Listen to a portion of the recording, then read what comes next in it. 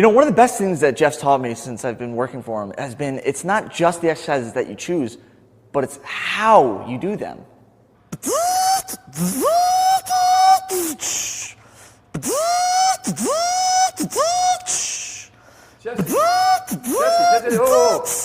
What's up? What are you doing?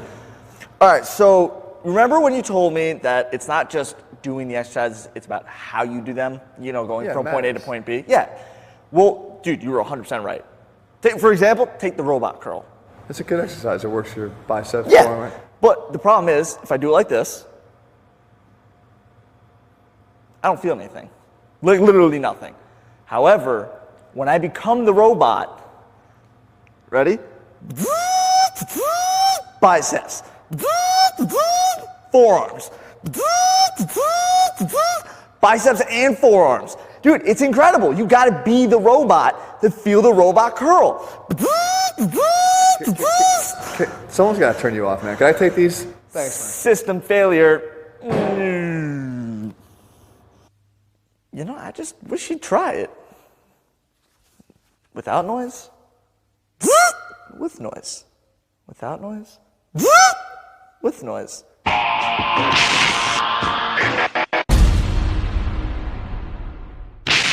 What's up, guys? Jeff Cavaliere, AthleteNext.com. Today I want to try to help you to determine how you should be performing your reps on whatever exercise you're performing. Because it's a big question. There's a lot of different ways we could actually lift a weight, right? We can just get it from A to Z. We can really try to get it from A to Z, focusing on a lot of details. We can push it fast. We can push it slow. The rep speed matters. All this stuff, guys, we know we need to focus on it, but what's the right answer? So I have to answer that by first asking you a question. That question is, what are you training for? You see, because if you're training for strength or for hypertrophy, the answer could be different.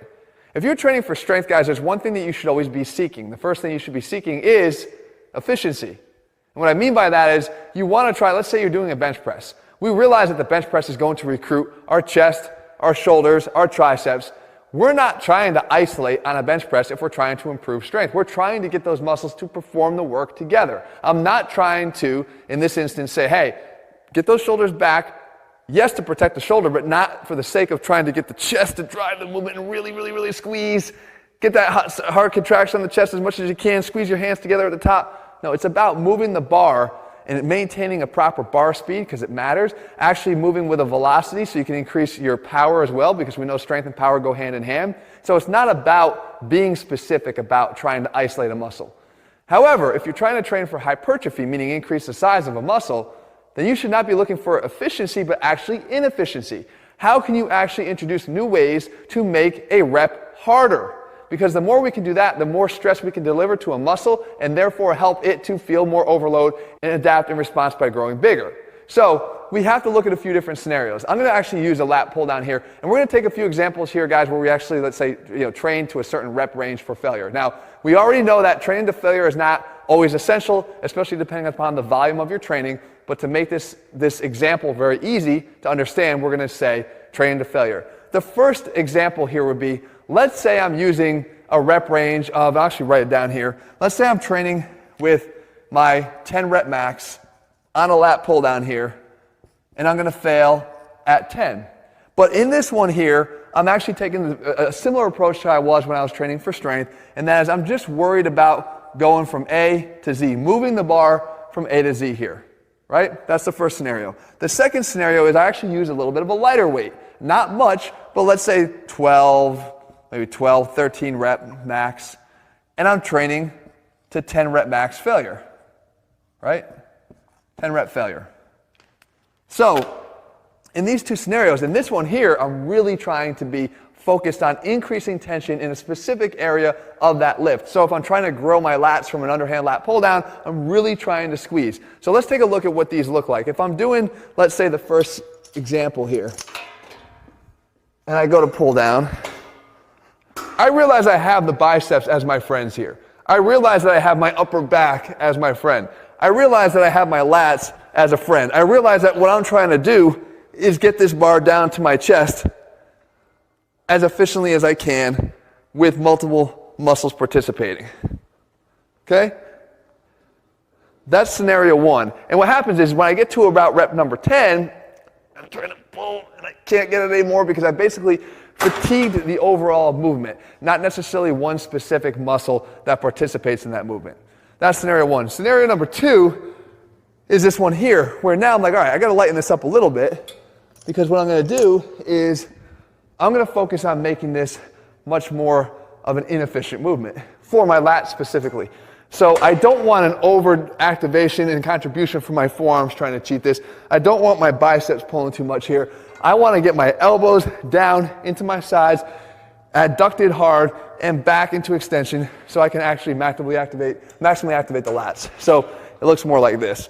I come down, squeeze, I hang out there for a second, I come up a little bit slower for the eccentric, I'm down, squeeze, and come up, squeeze, and come up, squeeze, and come up, squeeze, and I come up, right? So, and let's say on the last rep, I fail at 10. Now that is a weight that I could actually normally handle if I didn't do all those extra things for a few more reps, 12 to 13 in particular.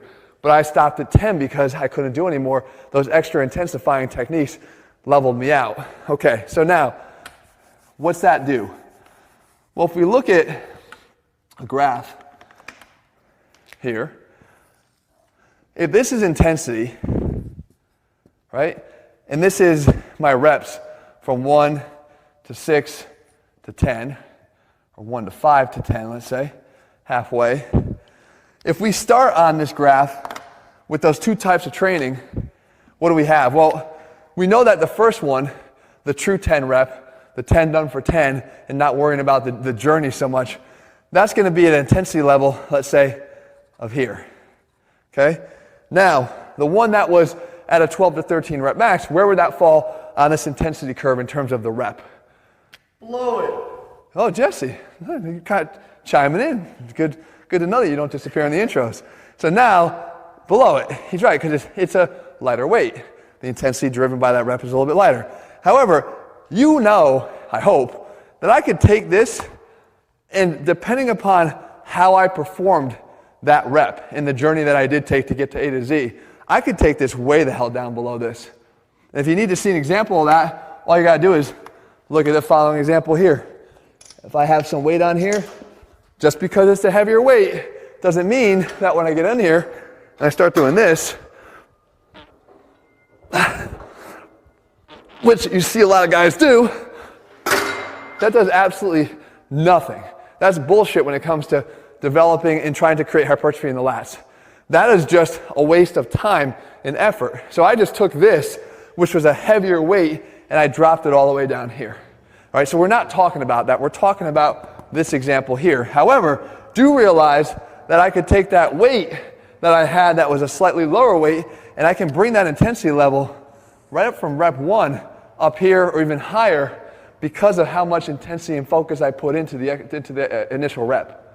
And then what winds up happening is their journey throughout the set. So as this one goes, this is a high intensity rep, this is a high intensity rep, this is a high intensity rep, this is a high intensity rep. I also have this mounting intensity here just because of the overall fatigue. So it's climbing, it's climbing, it's climbing, it's climbing, it's climbing.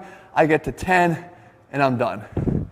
This one down here, this is pretty easy in terms of the intensity level because I'm not applying any of those extra techniques. And you guys have felt that yourself. You go through rep 1, 2, 3, 4, 5, 6. It feels like the only ones that are harder are the last couple. That's what I'm talking about here. They're here, they're here, they're here, they're here. Oh, we start to get towards the end. Now it kind of shoots up, and it might even end a little bit more intensely because it was a heavier weight that we used. But look at the difference in the quality of that set. This is where I tell people all the time, you seek inefficiency when you're trying to get hypertrophy, and you're always going to wind up in a better place because all this accrued additional intensity underneath this graph is what creates that stimulus for growth and overload that's much more significant than what we could do here. Now, a couple more points. This is all meaningful, guys, I'm telling you. If I take this concept, I go, I knew it. All I need to do is go really light and get that tension. Time under tension is everything. Guys, I preach time under tension a lot, but it's not always a blanket statement of time under tension because I could come here and go, and squeeze as hard as I want, squeeze, squeeze, squeeze, squeeze, squeeze, squeeze. up, squeeze, squeeze, squeeze, and that slow eccentric, slow, slow, slow, slow, slow, slow, slow, you know, all this. Super slow motion. That's not doing anything either, guys. The threshold for intensity was too low. This weight was not enough to cross that threshold to even make it productive, unless you were training for metabolic overload. And a lot of guys are not necessarily prepared to train metabolically, because the thing with metabolic training is you do take a light weight to failure, but you better be prepared to take it to a level of intensity you haven't trained for within a long time. To make metabolic training effective, it starts when it begins. The set starts when you start to burn. Not when you burn, it's over. When you start to burn, that's when your set starts, and you go through that burn, you resist it more and more and more. It takes a mental toughness that a lot of guys don't apply there, therefore making it ineffective. So then you could say, well, if that's the case, do I discredit this attempt, this approach? And my answer to that also is, no, you don't discredit that approach. Why? Because this is still there's still a huge value to this, guys. Despite the fact that this is great at creating hypertrophy, this is also great at a lot of other things. Number one, it's actually great at strength training. Just like it was on the example in the bench press in the beginning, if I get stronger on this, if I become good at efficiently moving this bar even on a lat pull down to the point where I can keep increasing this pin from workout to workout to workout to workout, am I not getting stronger on this lift? All strength doesn't have to happen in a 2 to 3 to 5 rep range.